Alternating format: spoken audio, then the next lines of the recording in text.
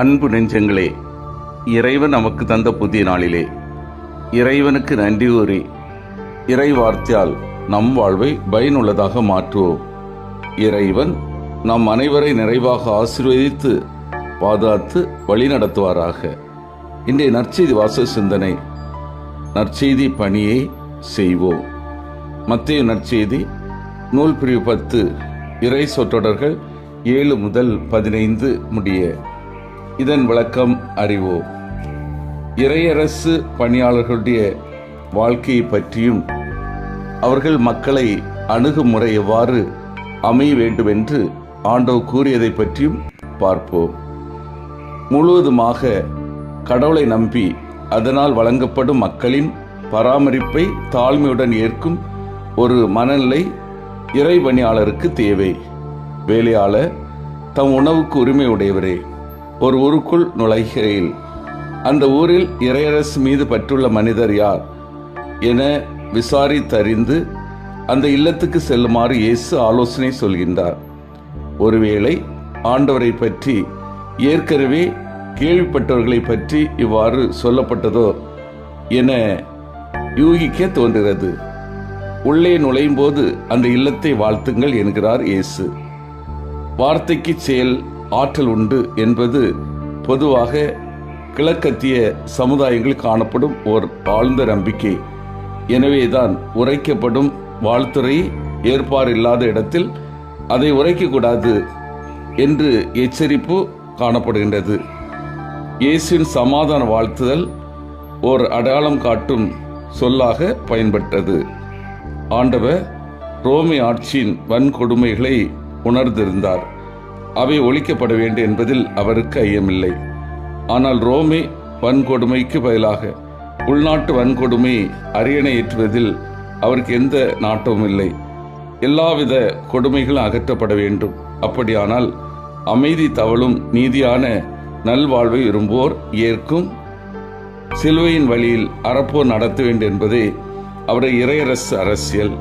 அதற்கு ஆள் திரட்டவே ஆண்டவர் தம் சீடரை அனுப்புகின்றார். அன்பார்ந்தவர்களே, இன்றைய நற்செய்தியில் நற்செய்தி அறிவிப்பவரிடம் விளங்க வேண்டிய இரு பண்புகளையும் நற்செய்தி கேட்பவரிடம் விளங்க வேண்டிய இரு பண்புகளையும் இயேசு சுட்டி காட்டுகிறார். நற்செய்தி அறிவிப்பவரிடம் விளங்க வேண்டிய இரு பண்புகள்: ஒன்று, எதிர்பார்ப்பு அற்றவராக இருப்பது. சின்ன குண்டூசி கொடுத்தாலே திரும்ப தனக்கு கடப்பாறையாக தர வேண்டும் என்று எதிர்பார்க்கின்ற பண்டமாற்று உலகத்தில் வாழ்கிறோம். ஆனால் இயேசுவோ கொடையாக பெற்ற இறந்தோரை உயிர் பெற்றள செய்தல், தொழுநோயாளரை நலமாக்குதல் போன்றவற்றை கொடையாக வழங்க கேட்டுக்கொள்கிறார். கொடையாக வழங்குவது என்பது எந்த எதிர்பார்ப்பும் அற்றவராக இருப்பது.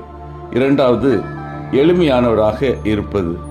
பயணத்திற்கு மிக அவசியமான காரியங்கள் என்று கருதுபவற்றை கூட எடுத்து செல்ல வேண்டாம் என்கிறார் இயேசு. இயேசு தன் சீடர்களை எளிமையாக இருக்க சொல்ல காரணம் எளிமை தன்னிலே புனிதமானது என்பதால் அல்ல, மாறாக எளிமையில்தான் இறை பராமரிப்பை கண்டுகொள்ள முடியும் என்பதால் தான். அடுத்து, நற்செய்தி கேட்பவரிடம் விளங்க வேண்டிய இரு பண்புகள். ஒன்று, தகுதியுள்ளவராக இருப்பது. விதைக்கப்படும் விதை எவ்வளவுதான் சிறப்பாக இருந்தாலும் நிலம் வறண்டு போயிருந்தால் அதனால் பலனில்லை. அதுபோல நற்செய்தி அறிவிப்பவர்கள் அமைதி தர தயாராக இருந்த போதிலும் நம்மிடம் குறுகிய மனப்பான்மையும் எதிர்மறை எண்ணங்களும் இருந்தால் அமைதி நம்மிடம் தங்க போவதில்லை. இரண்டாவது, தாங்கி பிடிப்பவர்களாக இருப்பது. இயேசுவின் பெயரால் வருகின்ற அவர் தம் சீடர்களை ஏற்றுக்கொள்ளாதவர்களுக்கு கடினமான தண்டனை கிடைக்கும் என்று இயேசு சொல்கிறார். அதாவது நற்செய்தி அறிவிக்க வருகின்றவர்களுக்கு திறந்த மனத்தோடு இருப்பது மட்டுமல்லாமல் அவர்களை நம்மால் இயன்றவரையில் தாங்கி பிடிப்பது நமது கடமையாக இருக்கிறது. சிந்தித்து தியானித்து செயல்படுவோம். இயேசு அனுபவத்தோடு நற்செய்தி பணி நான் செய்கின்றேனா? எளிமையான வாழ்வால் நான் சான்று பகிர்கின்றேனா? அமைதியின் தூதராக ஒவ்வொரு நாளும் திகழ்கின்றேனா? மன்றாடுவோமாக.